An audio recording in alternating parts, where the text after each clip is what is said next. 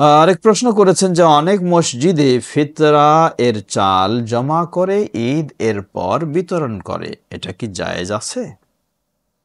জবাব, মসজিদে ফিতরা সদকাতুল ফিতরার চাল জমা করা এটি খারাপ কাজ নয়, এটি ভালো কাজ। কারণ হাদিসে যা পাওয়া যায়, আবু হুরায়রা রাদিয়াল্লাহু আনহু যেটি দেখাশোনা করতেন সেখানে সদকাতুল ফিতরই জমা হতো রাসূল সাল্লামের যুগে। তাই মসজিদে সদকাতুল ফিতরের চাল জমা হবে, কিন্তু এটি বলা হয়েছে যে ঈদ এর পর বিতরণ করে।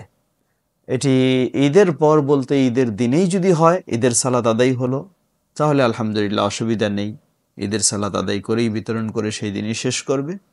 আর যদি দেখা যায় যে ঈদের পরে এক সপ্তাহ পরে বসে, এক মাস পরে বসে, তাহলে এমনটি জায়েজ হবে না, এমনটি কখনো সঠিক হবে না।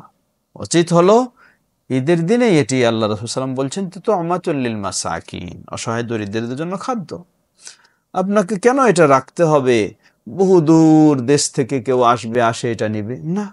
সদকাতুল ফিতর তো মূলত হক হলো যেখানকার মানুষেরা দেবে সেখানকার দরিদ্ররাই এর হক রাখে। তাই দূর দেশের মানুষের জন্য এটা রাখতে হবে এমন নয়।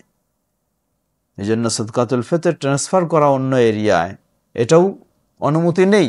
যদি এমন হয় নিজের এলাকায় আর কেউ নেওয়ার মতো নেই, চাহিদা নেই, তখন এটি অন্য এলাকার দরিদ্রদের মাঝে দেওয়া জায়েজ রয়েছে। নাহলে নর্মালি যেই এলাকার মানুষ সদকাতুল ফিতর দেবে সেই এলাকায় সেটি বিতরণ করা উচিত দরিদ্রদের মাঝে।